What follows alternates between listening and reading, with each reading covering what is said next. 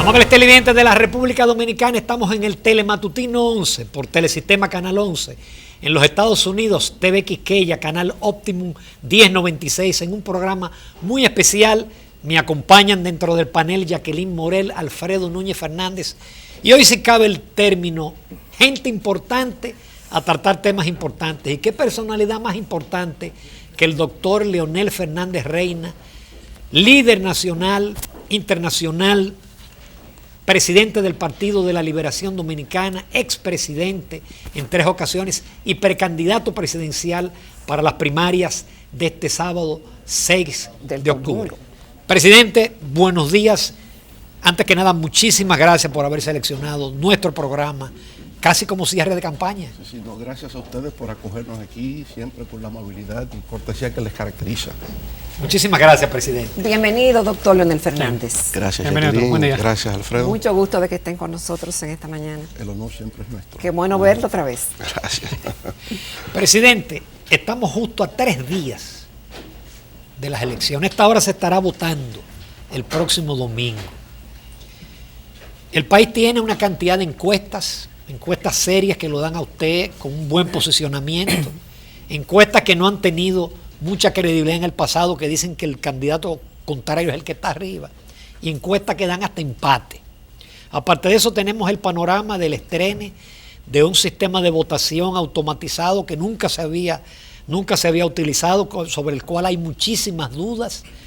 Usted ha pedido que se cuente o se coteje el 100%, redujo a 50%, pero parece que la Junta no va a cambiar de posición. Con todo ese panorama, ¿cuáles son sus expectativas con miras al próximo domingo? Bueno, las expectativas nuestras son de triunfo. Y eso sobre la base de un trabajo arduo, sistemático, que se ha hecho desde hace ya bastante tiempo. Eso empezó con la idea de identificar los simpatizantes que tenemos a nivel nacional. Y nos propusimos una meta, el poder identificar a 2 millones de ciudadanos. Y eso fue pasando por distintas etapas. Ustedes recordarán que hicimos una actividad en el Palacio de los Deportes el año pasado, en agosto del 2018, informando que ya éramos 1 millón.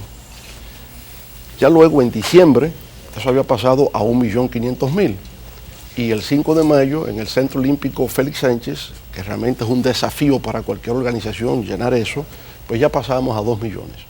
Y lo que yo he sentido en todo el ámbito del territorio nacional es un gran apoyo, un apoyo masivo, que ha dado origen a un movimiento que el propio pueblo ha denominado la fuerza del pueblo.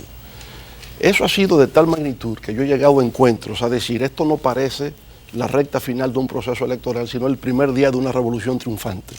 Por el hecho de que una revolución triunfante concita, ¿no? Todo la algarabía, todo el regocijo de una sociedad. Y eso es lo que hemos visto en esta ocasión. O sea, el pueblo, desde abajo hacia arriba, motoconchistas, taxistas, médicos, abogados, arquitectos, ingenieros, el pueblo en su diversidad se ha expresado mayoritariamente en favor de nuestra causa. Por tanto, yo me siento completamente seguro de que el domingo será una victoria significativa, una victoria aplastante la que vamos a conquistar. Independiente del voto automatizado, de los temores que hay. Mire, el voto automatizado es una buena experiencia. La Junta Central Electoral la ha calificado como un proyecto piloto, que si resulta bien se va a aplicar en las generales del 2020. Por tanto, la Junta está interesada de que salga bien. Y nosotros debemos, digamos, en principio, expresar nuestra confianza en que la Junta sabrá administrar este proceso electoral. Lo que sí hemos cuestionado es que si el voto automatizado se ve correspondido con el depósito en la urna de una votación física, ¿por qué razón no se hace, digamos, la comparación total entre una cosa y otra? Y lo he planteado porque en Venezuela, cuando yo fui observador electoral por UNASUR en diciembre del año 2015, existía ese sistema de votación. Es decir, automatizado y el voto físico. Y en Venezuela se contaban ambos. Por tanto, tenía que haber una simetría, tenía que haber una equidad entre el voto físico y el voto automatizado. Yo creo que esa sería la mejor prueba de que la voluntad popular será respetada y que será escrutada en forma de vida, un doble sistema de verificación. Eso sería lo ideal. Pero aparentemente en la Junta Central Electoral no se entiende eso Tampoco nosotros queremos una discrepancia de última hora que da la impresión como de debilidad. No, nosotros sabemos que vamos a ganar. Lo ideal sería el que se pueda verificar de ambas formas. Además, es lo lógico, es lo de sentido común, ¿verdad? Es lo que resulta claro como debe ser. Pero insisto, nuestro propósito no es entrar en disputas, en discrepancias de última hora con la autoridad electoral, porque al final eso lo decide el pueblo, y el pueblo dominicano ya decidió lo que quiere en las primarias del PLD del próximo domingo, que predomine el voto número 3 en el sistema de votación electoral. Sin embargo, doctor Fernández, es la primera vez que usted va a una contienda electoral de su partido sin el apoyo mayoritario, ni del comité político, ni de senadores, ni de diputados, ni de alcaldes. ¿Cómo se siente al respecto? Eso es lo que lo hace grande, teniendo a un Estado completamente en contra, con los ministros, con los alcaldes, con senadores, mayoría de diputados, ¿verdad? Teniendo todo eso en contra y sin embargo poder ganar, lo que significa que el poder radica en el pueblo dominicano. Y es ese pueblo lo que va a dar esa elección el próximo domingo. Doctor, en el PLD se está haciendo lo que nunca se había hecho. Eso es dirimir las diferencias en los medios de comunicación y en las redes sociales. Luego del 6 de octubre, ¿vendrá la anhelada unidad en el Partido Morado?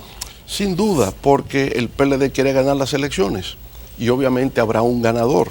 No habrá un empate en el PLD, habrá un ganador.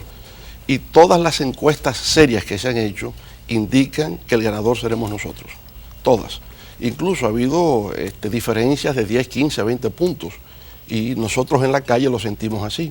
Hay un olfato político que te dice cómo van las cosas y ese olfato político se mide en las calles, en el nivel de participación de la gente, en el entusiasmo que la gente tiene, en la capacidad de movilización, y en eso nosotros hemos llevado a la delantera del primer momento. ¿Pueblo mata papeleta? A pesar de lo que dice Jacqueline, como tanto poder en contra,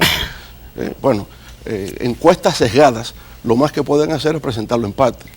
Y ya eso es mucho, tanto poder que pueda ser contrastado, tanto poder que pueda ser desafiado. Pero ¿por qué es desafiado? Por el poder popular. Entonces aquí lo que está en juego es una plutocracia versus democracia popular. Eso es lo que está. Y naturalmente la democracia popular saldrá vencedora. Presidente, yo quiero meterlo en el tema fiscal, porque en todos los planteamientos de todos los candidatos se van a hacer muchísimas cosas. Pero hay serias limitaciones fiscales, hay un tema de endeudamiento.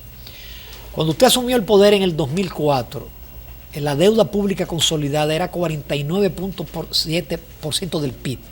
Usted la redujo a 41%. Hoy estamos hablando de 52% del PIB. En el 2012 se habían emitido 2.400 millones de dólares en bonos soberanos. Ahora estamos hablando de 16.000 millones en bonos soberanos. La presión tributaria no pasa de 14%. Hemos visto en estos días que el gobierno tuvo que someter un presupuesto para reducir 16.000 millones. El presupuesto de este año, del año 2019. ¿Cómo usted piensa afrontar ese tema que es vital para las políticas sociales y la inversión? Y si lo hará dentro del marco de un pacto fiscal. Yo diría ahí, Ramón, que en el contexto de la Ley de Desarrollo Nacional 2030 se estableció la necesidad de la suscripción de un pacto fiscal. Y yo creo que debió haber sido este gobierno que suscribiera ese pacto fiscal. Ya será para el próximo gobierno, la próxima administración, la que le corresponderá llevar a cabo ese pacto. ¿Cómo lo concibo? Lo concibo en la necesidad de incrementar los ingresos fiscales del Estado, pero en forma tal que no resulte lesivo a la competitividad de las empresas. ¿Cómo encontrar ese punto de equilibrio? Será la labor de los técnicos, obviamente. Hay áreas, ¿verdad?, que tendríamos que ver, la informalidad de la economía dominicana, cerca de un 45-50% de la economía está en ese sector informal, con lo cual no se tributa, y entonces, bueno, tendríamos que ver por ahí, tendríamos que ver exenciones, medir indicadores de eficacia, de desempeño, y por consiguiente establecer un mecanismo en el tiempo de eliminación de exenciones, ¿verdad? Es decir, hay por dónde buscar, pero yo diría, el drama nuestro es que ciertamente con 14.7% de presión fiscal, por debajo de la media latinoamericana, que es un 20%, países como Brasil, como Argentina, llegan a un 35% de presión fiscal y presión tributaria. República Dominicana está muy por debajo de la media. Por lo tanto, yo diría, uno de los principales desafíos que tenemos para mantener la sostenibilidad del crecimiento económico, alcanzar los objetivos de desarrollo sostenible de Naciones Unidas que hemos suscrito, tiene mucho que ver con el tema de la fiscalidad. Deuda externa.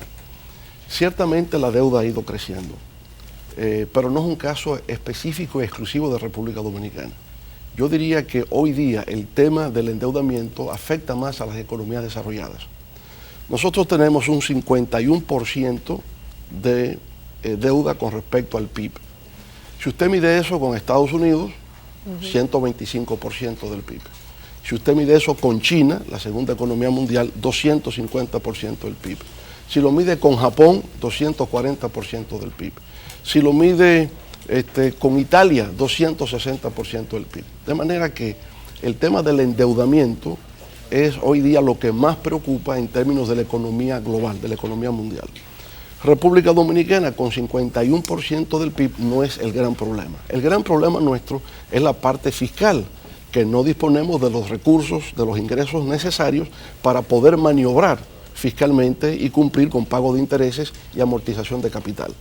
Por lo tanto, sí tenemos que, que buscar la manera de poder incrementar los recursos para frenar el endeudamiento y para poder cumplir con nuestras obligaciones en el ámbito de las finanzas internacionales.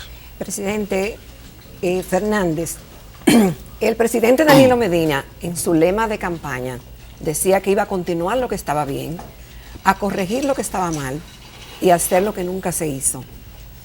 Y Leonel Fernández, por cuarta vez, ¿con qué viene? ¿Cuál será su lema? ¿Cuál es lo nuevo que usted trae? Bueno, yo diría una renovación de ideas, una renovación de conceptos, una renovación de personas. Y el lema que traemos es por una segunda ola de transformaciones en la República Dominicana que implica hacer el tránsito de un modelo de trabajo intensivo hacia un modelo de capital intensivo de uso transversal de la tecnología para mejorar competitividad, productividad, innovación y emprendedurismo. Ese es el esquema nuestro. Es un modelo de desarrollo que sea incluyente, socialmente incluyente, ambientalmente sostenible, que garantice crecimiento económico, que garantice estabilidad, un clima de negocios que permita nuevas inversiones y sobre esa base lograr que la República Dominicana continúe un proceso de modernización, de progreso, al mismo tiempo que de fortalecimiento democrático institucional. En esa línea es que nosotros vamos para una próxima administración. Dentro de esas nuevas cosas que usted pretende hacer, si los compañeros pudieran ver lo que hay en el estudio, hay muchas caras ya conocidas. ¿Vendrá esa nueva transformación con caras nuevas? Y hay caras no conocidas, igual. Por Vamos tanto, hay caras no conocidas ahí también, ¿verdad? Es una combinación de factores y de elementos. Usted no puede desdeñar por completo la experiencia, claro. Usted no puede excluir totalmente a los jóvenes. Se llega a un punto de equilibrio donde las generaciones convergen. Y a eso es que aspiramos en un próximo gobierno, que todos se sientan parte. Todos los sectores sociales y todas las generaciones se sientan incluidas en un próximo gobierno nuestro del Partido de la Liberación Dominicana. Presidente, yo recuerdo su discurso en el año 96 de inauguración. Usted mencionó a Peter Drucker, el futurólogo. Todavía se hablaba de la sociedad del conocimiento, pero no se hablaba todavía ni se pensaba hablar de la cuarta revolución industrial. Usted entonces concibió el ITLA. Hoy el ITLA está preparando a los jóvenes para la cuarta revolución industrial. Usted concibió el parque cibernético y los community college. En términos de tecnología, dentro de esa nueva ola de cambios que usted viene, ¿qué nos trae? Mire, aprovecho esto. Cuando citaba a Peter Drucker en el año 96, él se planteaba la sociedad postindustrial. Exacto. Todavía el concepto de social conocimiento no había surgido. Se elabora después, sobre todo en el marco de Naciones Unidas y la UNESCO. Entonces, en el caso específico dominicano, como usted ha dicho, desde el 1999, hace 20 años, la idea del Parque Cibernético de Santo Domingo, como la semilla a lo que debe ser el corredor tecnológico de las Américas. En lo que entiendo puede ser una alianza o integración con el estado de la Florida. Siempre lo hemos pensado así. Usted dirá, ¿por qué la Florida? Porque ya existe un comercio bilateral con la Florida aproximado a 12.000 millones de dólares al año. Mucho tiene que ver con zonas francas. En zonas francas hemos tenido un gran éxito en los últimos 50 años, que ha tenido que ver con textiles, con prenda de vestir, con calzado, equipos médicos, plásticos, etc. Y nos parece muy bien. continuar en esa línea, trabajo intensivo, pero añadirle ahora capital intensivo, que es la parte tecnológica. Desarrollar entonces la industria del software, desarrollar robótica, desarrollar biotecnología, nanotecnología, que mucho de eso ya se está haciendo en el parque cibernético, el área de las telecomunicaciones. Entonces ahí viene lo del ITLA, porque no se puede desarrollar la industria de la alta tecnología si se carece de recursos humanos. En el ITLA se han graduado 50.000 jóvenes. Y es interesante ver este contraste, porque el debate nacional es de calidad de la educación. Nuestros jóvenes, cuando han ido a participar en los exámenes estandarizados internacionales de PISA, República Dominicana ha quedado en el número 70 de 70 países en el área de lectura comprensiva, matemáticas y ciencia. Da la impresión de que en términos educativos hemos sido un fracaso y que aunque el 4% del PIB para educación ha significado construcción de escuelas, ha significado la ampliación del desayuno escolar, ha significado también almuerzo, merienda, tanda extendida, etc. En la relación enseñanza-aprendizaje no se ha avanzado. Sin embargo, los estudiantes del ITLA participaron hace poco en una competencia internacional en China y de 90 países quedaron en el tercer lugar. Lo que indica que sí hay, en forma naciente, una educación de calidad en la República Dominicana. Ahora ustedes me dirán, ¿por qué eso? ¿Por qué razón los del ITLA resultaron exitosos y en términos generales hasta ahora no hemos avanzado en las 3 áreas de competencia fundamentales para una educación de calidad? El modelo del ITLA implica profesores de la India, profesores de Reino Unido, de Israel, de Corea, de Japón, de Estados Unidos, que han venido a compartir con profesores dominicanos, con un plan muy claro de formación de recursos en el área, en distintas áreas de alta tecnología.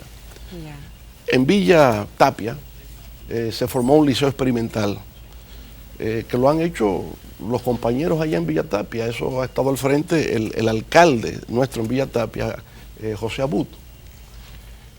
¿Y qué pasa ahí? Que han escogido el modelo STEM, ciencia, tecnología, ingeniería y matemáticas, añadiéndole ciencias sociales, humanidades y arte. O sea, es un sistema integral, de educación integral.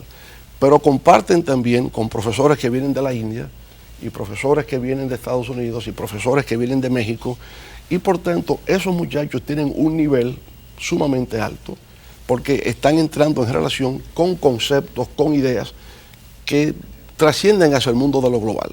Y de eso es que se trata hoy día, tener visión de lo global para mejor comprensión de lo nacional, ¿verdad? De tal manera que tú puedas entender tu mundo para poderlo transformar, tener visión crítica, capacidad comprensiva, que es lo que está haciendo falta en el sistema educativo dominicano. Sin embargo, doctor Fernández, ahora que usted habla del ITLA, justamente leí unas declaraciones suyas en ese propio sentido, de que tal vez la diferencia es en cómo se imparte la docencia y la importación de talento para esa causa.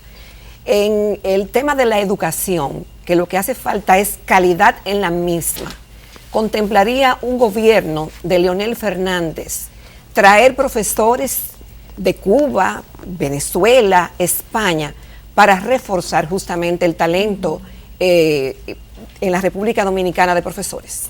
Mire, el intercambio internacional hoy día es fundamental para poder avanzar. Pero la ADP rabiosamente se ha opuesto, porque en el pasado, incluyendo en su gobierno, se contempló la posibilidad de traer profesores de otros países. Pero no es traer profesores para sustituirlos a ellos, es traer profesores para complementarse con ellos, pero también que ellos puedan viajar. Mi idea es que los profesores dominicanos, yo le tengo una propuesta a la ADP. La ADP existe, la ADP se organiza fundamentalmente con carácter gremial, defensa del interés de los maestros. Perfecto, eso es válido, es legítimo. Pero la ADP también puede establecer un mecanismo organizativo de tener a profesores por áreas de competencia. Usted puede tener la asociación de profesores de matemáticas y hasta subdividirlo. Profesores de matemáticas del nivel inicial, profesores de matemáticas del nivel básico, los puede dividir. La asociación de profesores de ciencias naturales, asociación de profesores de ciencias sociales, asociación de profesores de lenguas extranjeras, y los va estableciendo por categorías. Ahora, hay encuentros internacionales, congresos internacionales en España, en Argentina, en Chile, en México, donde quiera, de profesores de matemáticas o de profesores de ciencias sociales. Que esos profesores nuestros puedan viajar, entrar en contacto con esos colegas, saber cuáles son las innovaciones bibliográficas, recibir ideas sobre innovaciones en técnicas pedagógicas, invitar a esos profesores a que vengan acá. Entonces, en ese intercambio permanente, en ese flujo de ideas continuo, es donde está la base del aprendizaje moderno. Si nos estancamos aquí, si no salimos de aquí, no sabemos cuáles son las ideas que circulan en el mundo, estaremos permanentemente estancados. Entonces, las ideas tienen que circular, nuestros maestros tienen que tener la oportunidad de integrarse a esas nuevas formas de pensar. Pero en las escuelas nuestras, porque no basta el tema docente, de cuáles recursos se van a dotar las escuelas. Yo creo en un sistema escolar que tenga bibliotecas escolares, que tengamos bibliotecólogos especializados en la promoción del libro, niños y adolescentes en determinadas edades, escoger qué es lo que se lee a una determinada edad. Si usted empieza a leer un texto complicado, ¿no?, de un lingüista, cualquier nombre, cuando usted tiene 15 años de edad no lo va a entender. Pero si a usted le educan para leer Los Miserables de Víctor Hugo a los 15 años, usted lo puede entender y lo va a disfrutar y hará de la literatura un gozo espiritual permanente en su vida. Pero tiene que saber, hay que saber escoger qué se lee a determinada edad de la vida para hacer de eso un disfrute, para hacer de eso un placer y no un tedio, que es lo que no hemos tenido en República Dominicana. Entonces, bibliotecas escolares en cada escuela, laboratorios de física en cada escuela, laboratorios de química en cada escuela, laboratorios de biología en cada escuela, laboratorios de informática en cada escuela. Entonces, ahí usted está trayendo herramientas modernas, nuevas, para que el estudiante aprenda no solo la teoría, no solo a memorizar conceptos, sino poderlos aplicar, porque eso es lo que nos ha ocurrido. Yo siempre cito, cuando usted le pregunta a un estudiante de octavo curso, dime qué es el principio de Arquímedes, y todo el mundo responde. Sí. El principio de Arquímedes es un Una cuerpo, botella. todo cuerpo sumergido en un fluido, una fuerza de abajo hacia arriba igual al peso del volumen del fluido desalojado. La botella no se me ha olvidado, Claro. de octavo curso, no se me Tiene ha buena olvidado. memoria. Pero usted le pregunta a un estudiante, explícame una cosa, ¿por qué si yo tiro una moneda al agua, la moneda se hunde y sin embargo un barco de hierro no? Explícame eso. Entonces, esa capacidad para razonar no se enseña en la escuela. Entonces, el principio teórico con la capacidad para aplicar y entender el mundo real. Pero sí, Y eso es lo que nos ha hecho falta. Tenemos un criterio escolástico de apelación a la memoria, pero poco razonamiento crítico, que es por donde la educación dominicana tiene que avanzar. dos asuntos sobre educación. El primero, hay muchos cristianos que de manera religiosa ven este espacio y quisieran saber su opinión acerca del deseo de algunos sectores de poder de colocar la agenda de ideología de género en nuestras escuelas.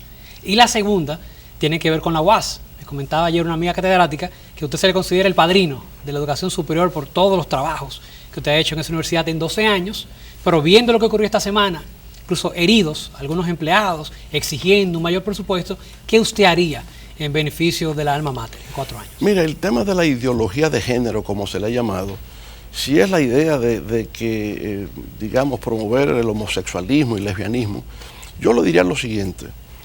Pienso que era un error discriminar personas por su orientación sexual, pero también considero que no es labor del Estado promover la heterosexualidad, que cada quien sea libre de ser lo que quiera, ¿verdad? Pero no necesariamente que el Estado, el gobierno sea un promotor de esa situación. Usted es libre de escoger lo que usted entienda. No vamos a discriminar a nadie por eso, pero tampoco hay que promoverlo. Entonces, en la escuela no creo que haya que introducirse ese tipo de asignaturas. Buscó la respuesta definitivamente. Parece que sí. Hay unos votos ahí conquistados. Presidente. Pero con respecto a la segunda parte, mire, la UAS es la gran universidad del pueblo. Ese es mi alma mater. Ahí yo estudié, ahí yo fui profesor después y por tanto siento una vinculación afectiva muy estrecha con la UAS. En el 2038, dentro de los próximos 18 o 20 años, la UAS cumplirá 500 años de haberse fundado como Universidad Santo Tomás de Aquino. Debe ser un orgullo para nosotros los dominicanos que esa sea la universidad más vieja del hemisferio occidental. Ahora, para llegar ahí, la UAS necesita una renovación. Nosotros le empezamos la renovación de infraestructuras en la sede central y con 8 extensiones que se hicieron en distintas provincias, en Bonao, en Santiago, en Mao, en Puerto Plata, en San Juan de la Maguana, en Barahona, en Nagua y en Higüey. Fueron 8 extensiones de la UAS. Bueno, yo pienso que todavía la remodelación de infraestructuras en la UAS está pendiente. Ayer, estudiantes de la UAS prendían velas para que se concluya el edificio de la Escuela de Idiomas, que tiene 6 años en construcción y no se termina. Bueno, mire, ese tipo de protestas a mí me gustan. Esa me gusta. Cuando usted hace una protesta para que me terminen, ¿verdad?, mi edificio universitario donde yo estudio, esa me parece bien. O sea, que es una protesta que está justificada. Eso me parece un poco una protesta que yo vi bellísima, que se dio en España, donde en Cataluña protestaban para que no se llevaran los archivos de la guerra civil para Salamanca. Cuando un pueblo lucha por la preservación de su memoria histórica, eso hay que quitarse el sombrero, tiene dignidad. Y lo mismo pasa con esto. Si yo lucho porque me mejoren mis condiciones de estudiante, que me arreglen el aula, que me modernicen el edificio, eso yo lo aplaudo, porque me parece muy bien. Entonces, la UAS necesita esa remodelación, esa modernización de su infraestructura, que haríamos en un próximo gobierno, aunque no se concluya, eso será para varios gobiernos. Pero al mismo tiempo, la UAS necesita una renovación de su contenido curricular, de las distintas carreras. Y también necesita presentar nuevas ofertas académicas que vayan en concordancia con las necesidades de este mundo en transformación del siglo XXI. Ambas cosas. También la UAS necesita internacionalizarse, como hablábamos previamente. La UAS necesita un campus virtual, porque la población estudiantil sigue creciendo. La idea de extensiones regionales se están convirtiendo en extensiones provinciales. Pero una extensión en cada provincia no va a garantizar calidad de la educación, porque no tenemos tantos catedráticos en todas las áreas del saber que puedan impartir docencia en todo el territorio nacional. Entonces, un mecanismo de poder compensar eso sería a través del campus virtual, donde tendríamos también una modalidad de educación semipresencial. Recibe una parte en línea, ahora con los MOOCs, ¿verdad?, que es la modalidad que permite el mayor nivel de masificación y donde puedes tener profesores de todas partes del mundo que entren en el sistema MOOCs. Entonces, la UAS puede efectivamente hacer todo eso. La UAS demanda en estos momentos una revolución en el ámbito de la educación para estar preparada cuando llegue el 5º centenario de la celebración de su fundación. Presidente, todos los gobiernos en la República Dominicana han sido acusados de corruptos. Es más, las encuestas siempre dicen que el gobierno presente es el más corrupto de todos los anteriores. ¿Cuál es su idea en términos de la corrupción y en términos de las críticas que hay a la justicia dominicana y al tema de la independencia del Poder Judicial, del Ministerio Público? Mire, la corrupción es la gran epidemia global, ¿no?, de las últimas décadas, los últimos años. Usted encuentra corrupción en Europa, en España, en Italia, en Francia. Usted la encuentra en toda América Latina. El tema de Odebrecht contaminó a toda América Latina. Hizo el fenómeno regional, internacional. Bien. Caso República Dominicana. A todos los gobiernos se les acusa de incurrir en actos de corrupción. Pero aquí hay que, digamos, establecer una distinción. Lo que sería el concepto de mega corrupción, que es cuando un Estado deliberadamente promueve y fomenta la corrupción. Y otra cosa es cuando dentro de un gobierno aparecen personas, funcionarios, individuos aislados que incurren en actos de corrupción generando escándalos. Esas son dos cosas distintas. En África hay estados que promueven la mega corrupción, son estados corruptos, ¿verdad? Pero yo no puedo decir que Italia es un estado corrupto.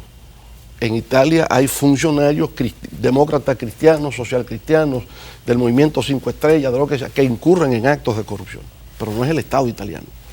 En el caso dominicano ha habido actos de corrupción que se cometen en todos los gobiernos. Ahora, durante nuestra gestión, el tema es si el Estado es indiferente a esas cosas que ocurren. Y yo lo que puedo decir es que nosotros nunca fuimos indiferentes y nunca fuimos insensibles al tema. ¿Por qué razón?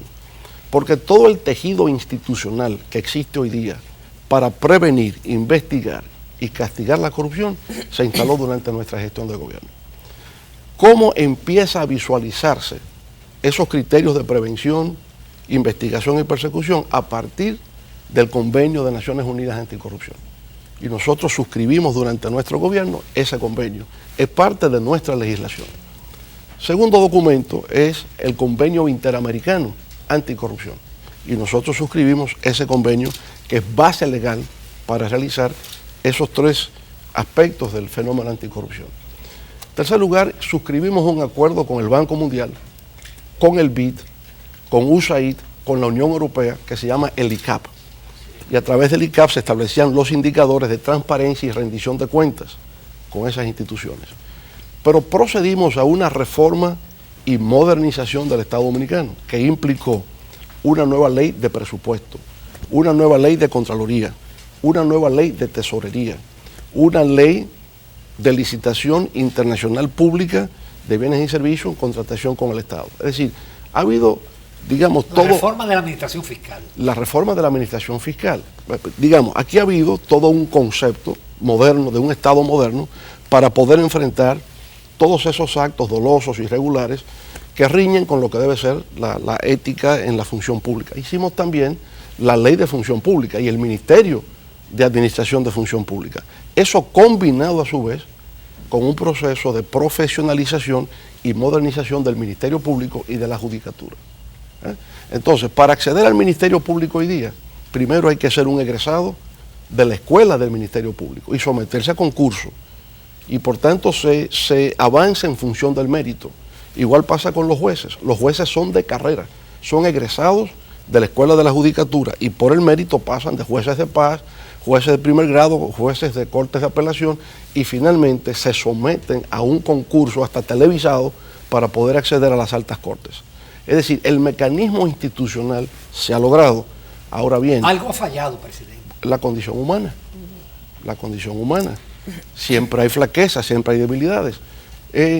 Desde que conocemos el mundo civilizado, se castiga el homicidio, se castiga el crimen. Y sin embargo la gente sigue cometiendo crímenes. Pero se prevé, se investiga y se castiga. Se puede plantear, todavía necesitamos reforzar los mecanismos de rendición de cuentas. Estoy de acuerdo. Se requiere ser más eficaz en las auditorías, combinar las auditorías que hace la Contraloría General de la República con auditorías de la Cámara de Cuentas, establecer mecanismos de coordinación. Yo creo que podemos todavía reforzar en lo que debe ser una política de transparencia y rendición de cuentas para contrastar con el fenómeno de la corrupción. Pero una vez que se entra en el ámbito del Ministerio Público, corresponde al Ministerio Público con total independencia realizar la investigación y corresponde al Poder Judicial llevar a cabo el proceso estableciendo las pruebas y si existen pruebas que son inequívocas y irrefutables, entonces procede a la condena. Sin embargo, señor presidente, como decía Ramón, algo ha fallado. La gente siente que ha fallado. Cuando nos miden internacionalmente el tema de la corrupción, se siente que ha fallado. Cuando se hacen encuestas, la gente siente lo mismo. Y es que los corruptos están ahí, pero no están en nuestras cárceles. Es decir, por más que se ha prevenido, por más medidas que se han tomado, por más auditorías que se hagan, por más que se diga que la justicia es profesional, es independiente, lo cierto es que los corruptos en la República Dominicana no van a prisión, no pagan consecuencias. La ausencia de castigo incentiva a que se sigan cometiendo esos actos frente a un pueblo que quiere más oportunidades y que quiere más equidad y que haya justicia. ¿Favorece usted en un próximo gobierno que los corruptos, aun sean de su gobierno, de su partido, vayan a la cárcel? Pero absolutamente, y siempre he creído en eso. Cada quien es responsable de lo suyo. La responsabilidad penal tiene carácter individual. El que incurre en un acto doloso, en un acto irregular, en un acto de sustracción de fondos, de enriquecimiento ilícito, es un traidor al partido, es un traidor al gobierno, es un traidor a la sociedad dominicana y debe ser castigado. Y a la amistad y a la confianza que puso un presidente en su persona también. ¿A la amistad? Que pone un presidente que lo nombra en una posición. Por supuesto, es una traición al propio presidente de la República, porque a ti se te puso en esa posición para servirle al pueblo dominicano, no para enriquecerte. Se te puso ahí no para el tráfico de influencia. Eso tiene que ser castigado, tiene que ser visto en esos términos. Está claro, yo comparto con usted la preocupación que usted tiene y la que tiene toda la sociedad dominicana con este tema, que no es solo dominicano, insisto, es un tema que está en toda América Latina y que está incluso en el mundo desarrollado. Se habla de corrupción en China, se habla de corrupción en Rusia, se habla de corrupción en todas partes, es la epidemia del servicio público del siglo XX y siglo XXI. ¿Se puede lograr una justicia verdaderamente independiente mientras tenga esa relación incestuosa con el poder de turno? Mire, yo escucho el alegato, pero vamos a ver, Estados Unidos. ¿Quién nombra el procurador general de los Estados Unidos? El presidente. John F. Kennedy nombró a su hermano, a Robert Kennedy, como procurador general. ¿Quién nombra a los fiscales federales en los Estados Unidos? El presidente. Entonces, el problema no está en el mecanismo institucional de quién nombra, está en la condición ética de la persona que recibe el mando. Ahí es que está el problema, ¿verdad? Es decir, necesitamos códigos de conducta, que la gente desarrolle una ética personal, porque lo que pasa en la sociedad dominicana, vamos a entenderlo, no solamente es el poder, aquí hay una crisis ética en la República Dominicana, que hay una crisis moral que afecta a todo. ¿A qué porcentaje? Hipólito una vez dijo que el 99% de los dominicanos son corruptos. Yo no diría eso, pero yo creo que la sociedad sí está afectada por un problema de crisis moral. Y esa crisis moral se fundamenta en el hecho de creer que todo se puede, de que todo es posible. Y eso de lo más simple a lo más complejo. Todo se puede, todo es posible. Entonces, cuando una sociedad no encuentra el límite o el freno a la conducta humana, entra en esa desviación conductual, que es lo que establece esta crisis a la que hago referencia.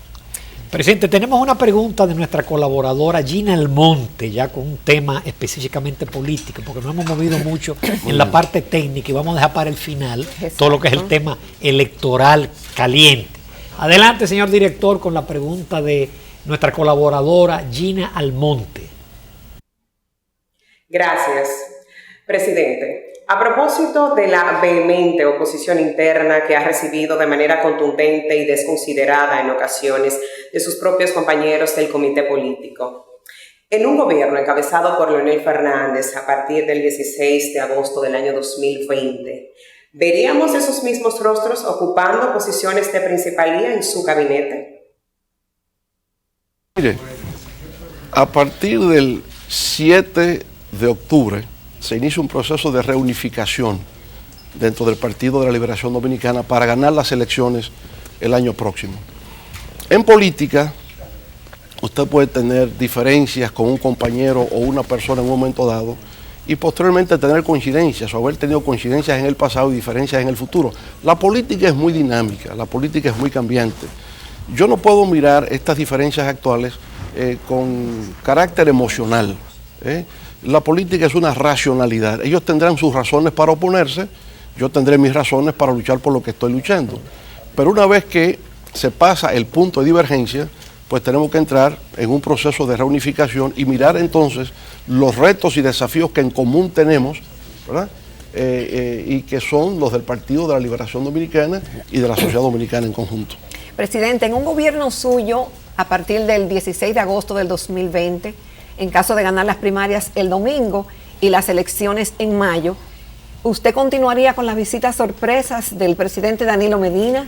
¿Continuaría con la ampliación del sistema 911?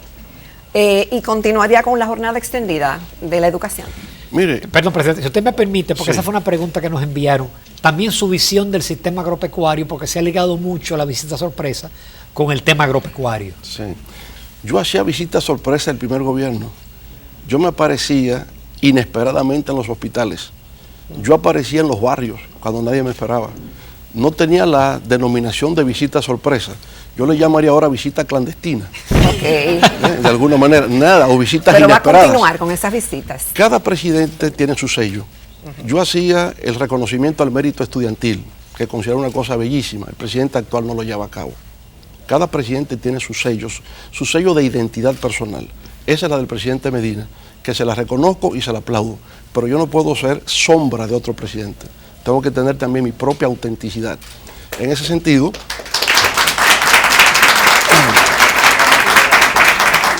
hay quienes se proyectan en la política a la sombra de otro. No es mi caso. Yo tengo que tener ideas propias, una visión propia y un estilo propio. Yo volvería a llevar a cabo el reconocimiento al mérito estudiantil y el reconocimiento al mérito profesoral, por ejemplo. Reconocimiento a personalidades distinguidas de la República Dominicana como modelo ejemplar de la conducta que debe servir de referencia a los demás. El 911, por supuesto que lo apoyo y lo ampliaría. Lo que se hace en el sector agropecuario, por supuesto que estoy de acuerdo con brindarle apoyo, asistencia al sector agropecuario para enfrentar el problema de la seguridad y soberanía alimentaria en la República Dominicana. Todo lo que está bien debe ser continuado, todo lo que está mal debe ser desechado y cada quien hará lo que nunca se ha hecho. Pero doctor, muchos quisieran que el país progrese, es el deseo de todos. Claro. Ahora, muchos jóvenes, lo digo por mis amigos, entienden que aquí no hay oportunidad. Se van a Europa, se van a Estados Unidos y se quedan por allá. Sí. ¿Qué se le puede decir a esos jóvenes? Ese es uno de los problemas que yo siento. La gente siente que aquí hay muchas limitaciones para todo. Que hay limitaciones de oportunidades. Un estudiante que estudia periodismo le gustaría venir a trabajar en el Canal 11, pero no encuentra la oportunidad, por ejemplo. La gente entiende que tiene limitaciones para el empleo, para estudiar, para todo. Y eso es algo que tenemos que ir superando. Por eso es que el progreso tiene que ser incluyente. Pero para que el progreso sea incluyente, no ocurre de manera espontánea. Eso tiene que tener políticas proactivas. Hay que desarrollar políticas proactivas para hacer el desarrollo incluyente. Por ejemplo, el tema del primer empleo. Yo creo en pasantías, en base a una alianza sector público, sector privado. El estudiante recién graduado en el área que sea puede llegar a acuerdos con empresas de algún tipo de incentivo fiscal para garantizar esa pasantía por 2 años. Ese estudiante en esa pasantía va a desarrollar las destrezas laborales que se requieren y será un activo imprescindible ya para cualquier empresa. Porque también la universidad no enseña para la inserción laboral. La universidad enseña en principios teóricos generales, pero se aprende a trabajar trabajando. Entonces esa oportunidad sí hay que crearla. La oportunidad, insisto, de que el joven pueda también viajar. Viajar es fundamental en el mundo moderno porque conecta con otras formas de pensar, conecta con otras personas que a su vez abren puertas, porque es un mundo de redes. O sea, a través de una persona tú conoces a muchas otras que te abren puertas para poder realizar tus aspiraciones, tus sueños, ¿no? Entonces tú tienes que entrar en esa red. También yo digo a la gente lo siguiente: puede ser el estudiante más inteligente, el más disciplinado, el que saque las mejores notas, pero si te limitas, si te autolimitas solo a hacer eso, no vas a llegar a ninguna parte. Tienes que involucrarte. Tú tienes que ser de la iglesia, o del club del barrio, o del partido político, de lo que sea, porque es en la organización, en un mundo extracurricular, ya no la escuela, donde tú te desarrollas. Tú aprendes haciendo, y la universidad no te pone a hacer, te pone a pasar exámenes y eso. Pero tienes que involucrarte en el barrio, en tu comunidad, a ser parte de un proyecto. Y eso te va a proyectar, pero te va a dar conocimiento, te va a dar destrezas, habilidades para comunicarte, para organizar, para hacer cosas, y te pone en contacto con el mundo. Y eso te transforma, y tu transformación individual se convierte en una oportunidad para la transformación de los otros. Presidente, vamos a hacer una breve pausa comercial, casi como para tomar un poquito de agua. Y tomar un poquito de respiro y continuar, porque todavía nos quedan. Bueno, Jacqueline y Alfredo tienen un folder. Bueno, es decir, que nos quedan todavía muchas preguntas con el presidente del PLD, expresidente de la República y precandidato presidencial por el Partido de la Liberación Dominicana.